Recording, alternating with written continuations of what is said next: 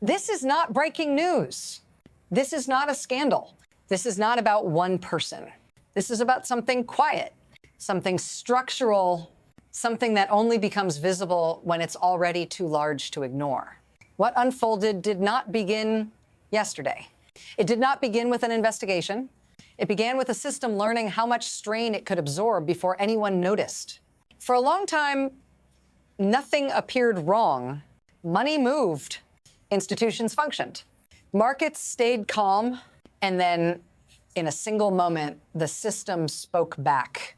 Not loudly, not emotionally, but in volume. Volume is never accidental. When dozens of people are pulled into the light at once, it tells you this was never about individual behavior.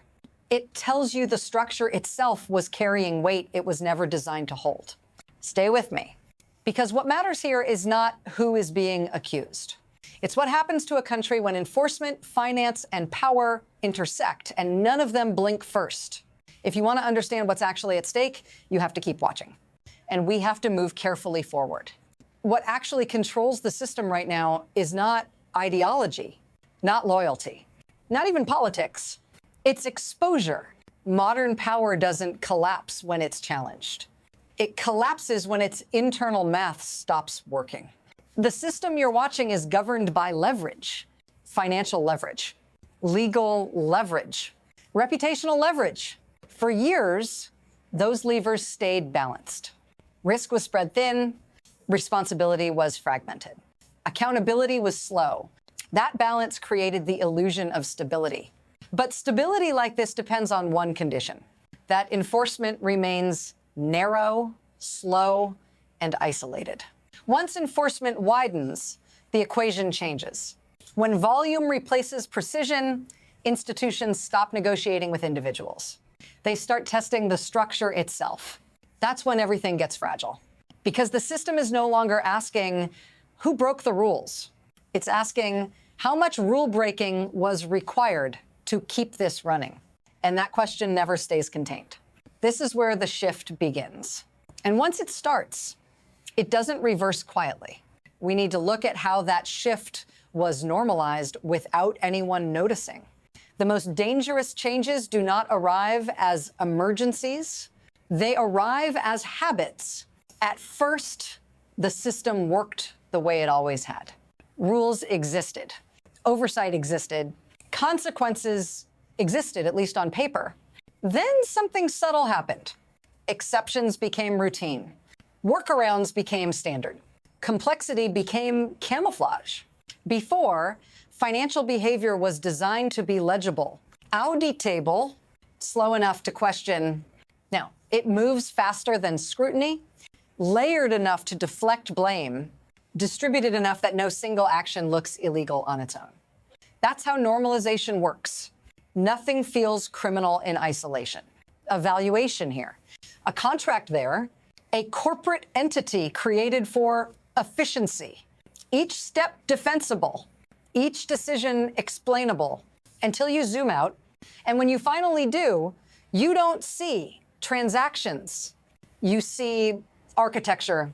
You see a system that learned how to function on assumptions it was never meant to rely on.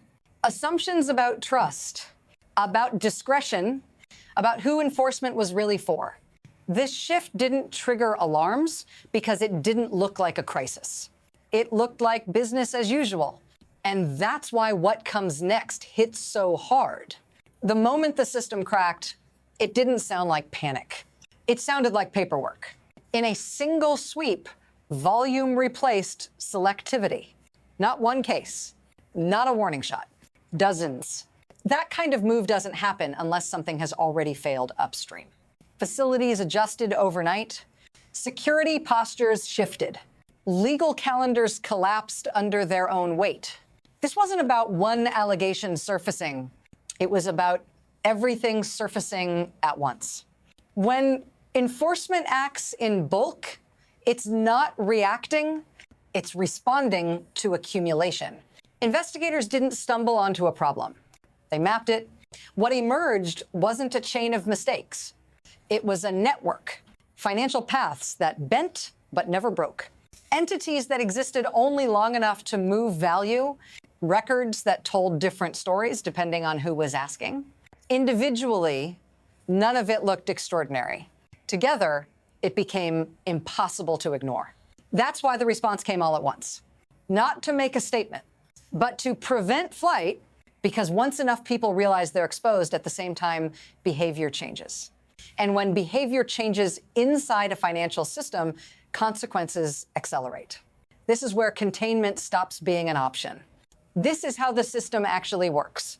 It doesn't rely on secrecy. It relies on overload. Oversight bodies are not defeated by deception. They are defeated by volume, fragmentation, and time. Value is moved through layers. Each layer looks ordinary. Each layer has paperwork. Each layer has a plausible explanation. An entity exists to hold an asset. Another exists to manage it. A third exists to advise on it. A fourth exists to invoice for work no one can easily verify. Money doesn't disappear. It relocates. By the time it's questioned, it's crossed jurisdictions. By the time it's traced, responsibility has dissolved. By the time enforcement acts, the damage has already been absorbed elsewhere. Who benefits is obvious. Those who control the architecture, those who understand which rules are flexible and which ones aren't enforced evenly. Who absorbs the cost is quieter institutions, markets, and eventually everyone operating inside them, because when systems like this are exposed, enforcement doesn't surgically remove the rot. It applies pressure everywhere. That's when even people who followed the rules start feeling the impact. And that's why the next moment doesn't arrive slowly. It arrives as stress. Pressure changes behavior. People stop coordinating. They stop trusting timelines.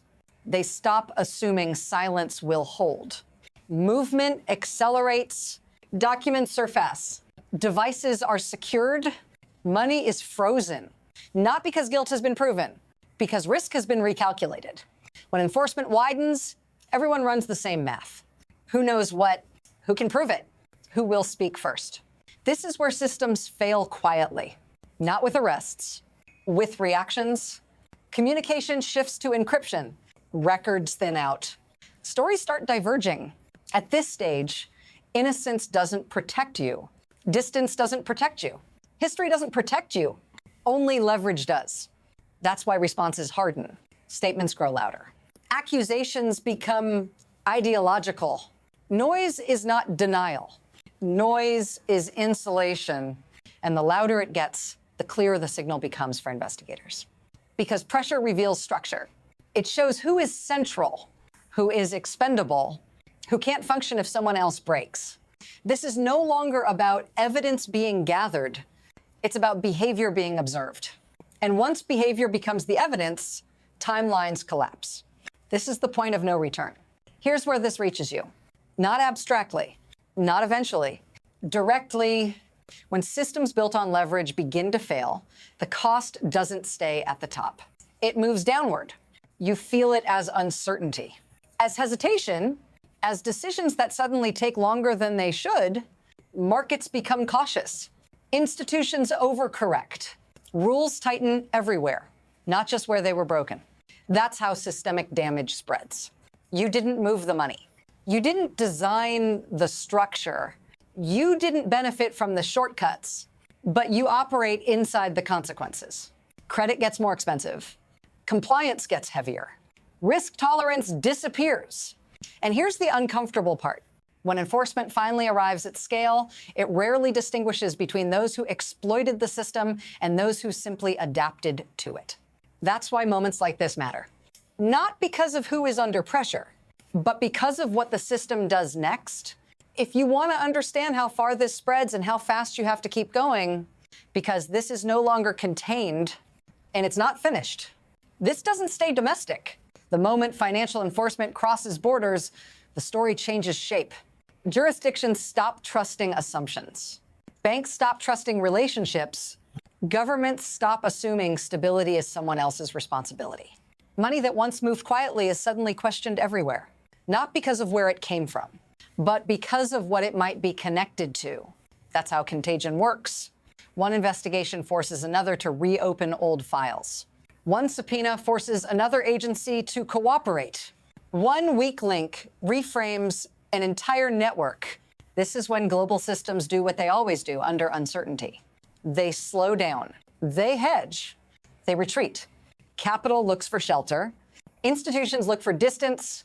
Allies look for deniability. No announcement marks this phase. No headline declares it. You only see it in behavior, in delayed transactions, in quiet reassessments. And once that process begins, it doesn't matter whether every allegation holds. Trust has already been repriced. This is no longer about a single system under stress. It's about how many systems we're quietly relying on it to hold, and that's the uncertainty we carry forward. From here, the system has three possible trajectories. The first is adjustment. Institutions absorb the shock. Enforcement narrows again. Rules are clarified. Confidence slowly returns.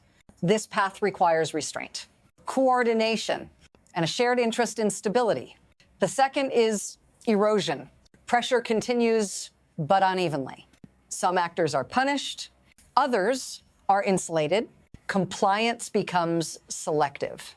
In this version, trust doesn't collapse. It thins. People stop believing rules are universal. They start believing rules are situational. That belief spreads faster than enforcement ever can. Then there is rupture. This happens when exposure outpaces control, when cooperation turns into self-preservation. When institutions act defensively instead of collectively, markets don't crash all at once. They fragment. Governance doesn't fail dramatically. It stalls. No one declares this outcome. No one chooses it openly. It emerges when every actor decides that survival matters more than coherence. Right now, the system is suspended between these paths. Nothing has tipped it yet. And that uncertainty is the most dangerous phase of all. Because once momentum chooses a direction, there is no neutral ground left. There's a temptation to wait for resolution, a verdict, a ruling, a moment that tells us what this all meant. That moment doesn't arrive first. What arrives first is normalization. People adjust, markets recalibrate. Institutions quietly rewrite assumptions, and by the time outcomes are clear, the system has already changed. The real question isn't who wins a case. It's whether this episode teaches power, that exposure is survivable. Because if it is, the next version won't look the same. It will be cleaner, more distributed, harder to trace. That's how systems evolve after stress. They don't disappear. They adapt. If you stop here, this feels like an ending. It isn't. This is a checkpoint.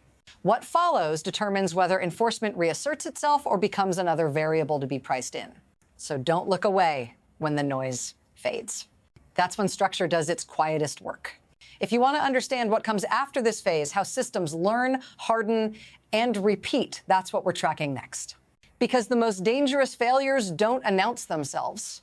They stabilize. And then they spread